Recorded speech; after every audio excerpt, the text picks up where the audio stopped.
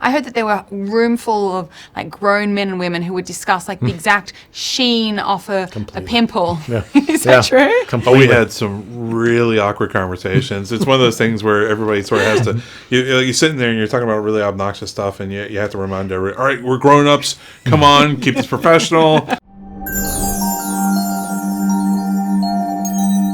Well, guys, I'm so excited to be sitting down with the visual effects masterminds behind this film because it's a triumph. We're seeing something we've never seen before. Thank you.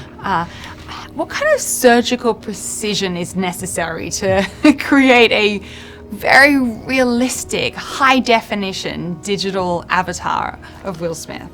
Pretty much all of it. Yeah. I mean, the thing we keep talking about is the Uncanny Valley. The fact that you have to create a creature that is so believable that you can traverse the Uncanny Valley. Sorry, just to dive real quick. Tell me about what the Uncanny Valley is. So there was in the 70s, a roboticist discovered that if you started with a caricature of a person, people would appeal and could interact. But as you get closer and closer to a real person, there's circuits in our brain that say if it's not all the way there, if it's a little off, that something's wrong with this. Either this person's having a stroke or they're lying to you, and you actually trigger this response where it's like, back off. So it's this.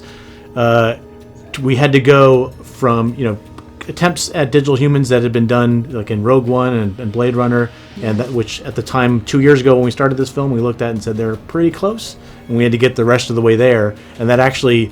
You're talking about nuance. It's into things that are almost subconscious even to us. Like there's the way the light passes through the skin and reacts with melanin, the way there's different levels of enamel in the teeth. To Weta's credit, they really dove deep into that so that when the artist worked, the computer could take care of that. Much like when a DP films you, he doesn't know what's going on inside the skin, but he or she can put the lights up and make the person look beautiful, and nature does its thing. We needed to get that last bit, we needed the computer to handle the last couple percent to get us there. It's unbelievable. Just hearing you talk about it, it's just overwhelming just how much is required to create this. I heard that there were a room full of like grown men and women who would discuss like the exact sheen off a pimple. Yeah. Is that true? Completely. We had some really awkward conversations. It's one of those things where everybody sort of has to, you're sitting there and you're talking about really obnoxious stuff, and you have to remind everybody, all right, we're grown-ups, come on, keep this professional, let's look at more pictures of Will Smith. I feel like you know more about Will Smith's facial features than Jada Pinkett Smith. I feel like you guys are. It's a bit embarrassing, when we see him during these press interviews.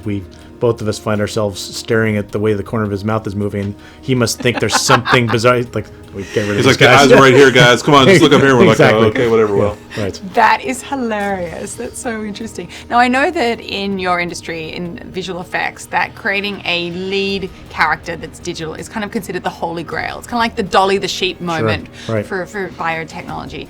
Do you think that this is the beginning of more of this now that you guys have kind of made such inroads? It's what we like to do is we want to give filmmakers the ability to tell stories the way they want, and just kind of move aside any technological hurdles to do certainly. Like if there's a story that has a need to show historical figure completely accurate, that's something that should everyone want to do that's something that we could do. But just in general, it's the in this case, it was the ability to have Will Smith on screen with his younger self and be able to see that, not just someone in makeup, but actually feel like it's actually him.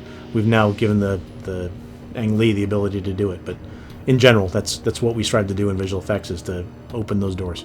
You guys have been behind some of the most acclaimed visual effects, from Life of Pi to The Avengers. Do you think that visual effects and technology is playing a more and more crucial role in getting people to see films in the cinema versus at home, because you need to witness the technology that way? I would say certainly with this film, because not only did we have a digital person, but Ang filmed this at high frame rate, which is 120 frames a second. Normally there's only 24 in 4K in stereo. And what it does is, most of the time you're used to seeing movies as something that's up on the wall. Now you can actually be there. It's a pretty amazing experience. There is a 24 frame a second version of the film, but I encourage people to go see it in this new format. It's exciting. It's something new.